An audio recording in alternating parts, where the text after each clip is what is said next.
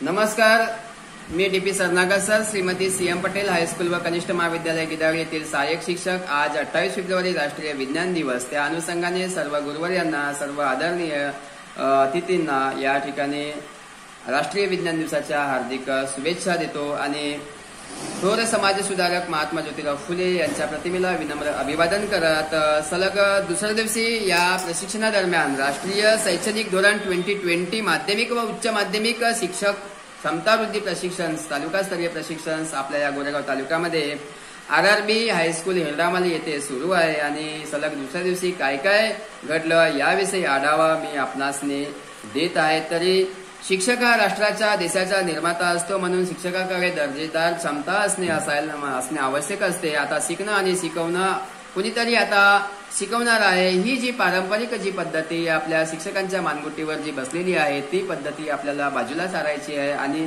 अगदी सुलभरित्या आणि आदर्श वातावरणाची निर्मिती शिक्षकाला करता यायला पाहिजे। त्या अनुषंगाने नवीन शैक्षणिक धोरणाची जी थीम आहे ती थीम आपल्याला प्रशिक्षणादरम्यान हे जे सुलभक जे लाभलेले आहेत आदरणीय ते सर्व सुलभक आणि जे नेतृत्व करणारे जे आदरणीय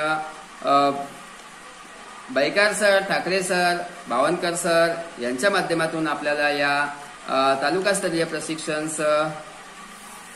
आपल्या या सर्व शिक्षक वृंदांना दिलं जात आहे। तर सलग दुसऱ्या दिवशी काय काय घडलं याविषयी आढावा मी आपल्याला देत आहे। तर सर्वात प्रथम दिवस जे होतं 26 तारीख, त्या 26 तारखेचा आढावा आदरणीय चौधरी मॅडम यांनी दिलेला आहे आणि नंतर सलग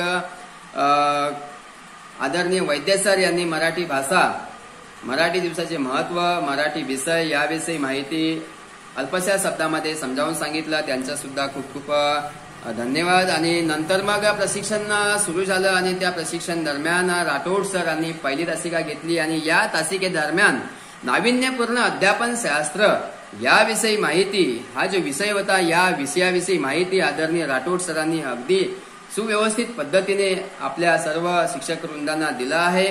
त्यांचं महत्व काय, त्यांचं उद्दिष्टे काय, डिजिटल अध्यापन पद्धती काय असते, कला एकात्मिक शिक्षण काय असते, खेळ आधारित शिक्षण आणि पुन्हा प्रकल्प आधारित शिक्षण याविषयी पुरेपूर अशी माहिती आदरणीय राठोड सरांनी दिला आहे। त्यांचं खूप खूप धन्यवाद।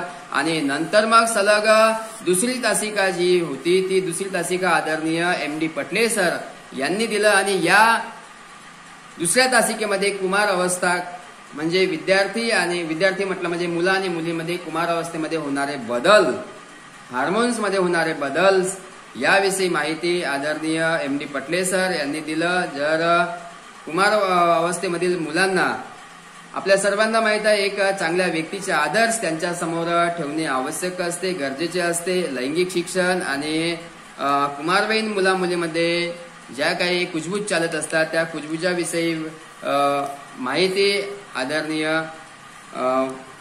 MD पटले सर आणि शिक्षक वृंदांच्या माध्यमातून चर्चात्मक पद्धतीने हे कुमार अवस्थेच्या माहिती आपल्याला या ठिकाणी दुसऱ्या तासिकेमध्ये मिळालेली आहे। आणि सलग तिसरी जी तासिका जी होती ती तिसरी तासिकेमध्ये आपल्याला माहिती दिली गेली आहे ती आदरणीय बिसेन सरांच्या माध्यमातून आदरणीय बिसेन सर यांनी आम्हाला माहिती दिली आहे प्रभावी शैक्षणिक नेतृत्व कसं असायला पाहिजे आणि ते नेतृत्व कुणामध्ये पाहिजे, मुख्याध्यापक, शिक्षक आणि विद्यार्थी आणि पालक वर्ग आणि सर्व व्यवस्थापक मंडळी याकडे सर्व नेतृत्व क्षमता असणे आवश्यक असते।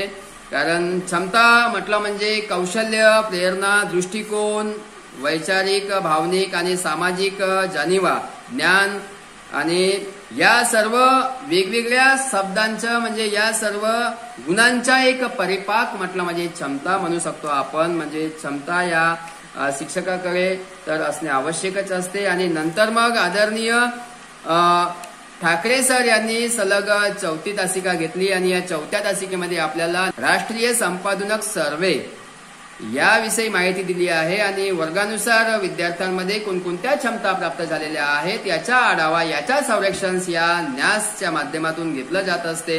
याविषयी पुरेपूर माहिती आदरणीय ठाकरे सर यांनी दिली आहे आणि या सलग प्रशिक्षण दरम्यान 4 तासिका होत असतात आणि सलग 1 तासिकेनंतर चहाची सुद्धा व्यवस्था केली आहे आणि नंतर मग सलग 2 तासिकेनंतर जेवणाची सुद्धा व्यवस्था केली आहे. अतिशय सुंदर असं जेवण आणि सुंदर असं प्रशिक्षणाचं नियोजन आपल्याला या ठिकाणी पाहायला मिळत आहे. तरी या प्रशिक्षण दरम्यान आपल्याला खूप काही चांगलं असं व्यवस्थित शिकायला मिळत आहे. त्या अनुषंगाने आपल्या सर्वांचं प्रशिक्षण जे देणारे आहेत त्यांचं धन्यवाद आणि